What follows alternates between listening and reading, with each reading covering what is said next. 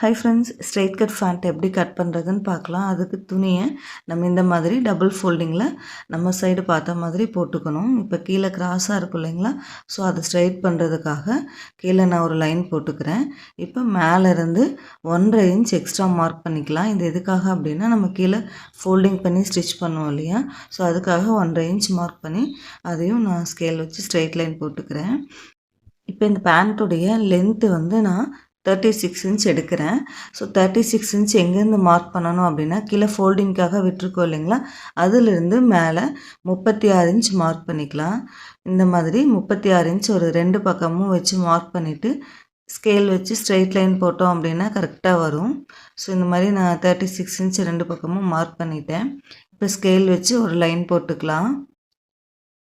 மேலே நம்ம எலாஸ்டிக் வச்சு ஸ்டிச் பண்ணுறதுனாலும் ஓகே, ரோப் வச்சாலும் ரெண்டுக்குமே வந்து நம்ம 2 இன்ச் எக்ஸ்ட்ரா மார்க் பண்ணிட்டோம் அப்படின்னா கரெக்டாக இருக்கும். நான் வந்து இந்த பேண்ட்டுக்கு வந்து ரோப் வச்சு தான் கஸ்டமர் கேட்டிருக்காங்க. ஸோ ரோப் வச்சு ஸ்டிச் பண்ண போகிறேன். நீங்கள் எலாஸ்டிக் வச்சாலும் இதே 2 இன்ச் விட்டிங்கன்னா கரெக்டாக இருக்கும். இப்போ நம்ம இடுப்பு சுற்றளவு 15 இன்ச் இங்கே மார்க் பண்ணிட்டோம் அப்படின்னா கரெக்டாக இருக்கும். மேக்ஸிமம் எல்லா சைஸுக்குமே 15 கரெக்டாக இருக்கும். இன்னும் நல்லா ப்ராடாக இருக்காங்க அப்படின்னா நீங்கள் 16 இன்ச் கூட வச்சுக்கலாம். ஸோ நான் 15 இன்ச் வச்சு மார்க் பண்ணிவிட்டு கீழே கிராச் லென்த் வந்து 14.5 இன்ச் எடுத்துக்கிறேன். ஸோ இதுவும் காமனாக எல்லாருக்கும் கரெக்டாக இருக்கும் 14.5 இன்ச்சு.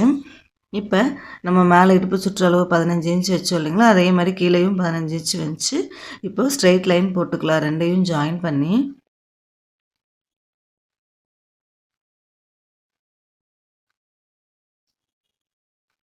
இப்போ இங்கேருந்து ஒரு லைன் போட்டுக்கலாம். இப்போ நம்ம இந்த கிராஸ் லென்த்துக்கிட்ட 2.5 இன்ச் மார்க் பண்ணிக்கலாம்.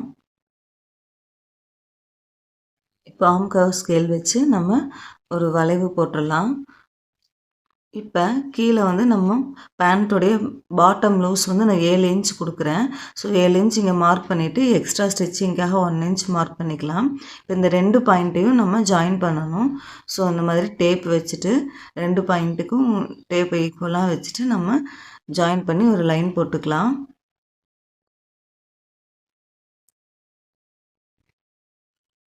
இப்போ நம்ம இந்த பாயிண்ட்லேருந்து ஒரு கர்வ் மாதிரி கொடுக்கணும். அது எப்படி கொடுக்கறதுன்னு பார்க்கலாம். டேப்பை இந்த மாதிரி ஃபோல்டிங் பண்ணி சென்டரை மார்க் பண்ணிக்கோங்க. இந்த மாதிரி நம்ம சென்டரை மார்க் பண்ணிவிட்டு இந்த சென்டர் பாயிண்ட்லேருந்து உள்ளே தள்ளி 1.5 இன்ச் எக்ஸ்ட்ரா நம்ம மார்க் பண்ணிக்கலாம். இப்படி மார்க் பண்ணிவிட்டு ஒரு கர்வ் மாதிரி போடும்போது அழகாக அந்த ஷேப் கிடைக்கும்.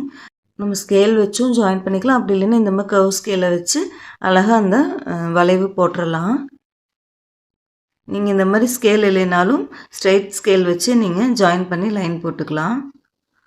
ஓகே, இப்போ வந்து நம்ம கீழே ஒரு 1/2 இன்ச்சு எக்ஸ்ட்ரா மார்க் பண்ணிவிட்டு இப்போ இந்த 2 பாயிண்ட்டையும் சேர்த்து நம்ம ஜாயின் போட்டுக்கலாம்.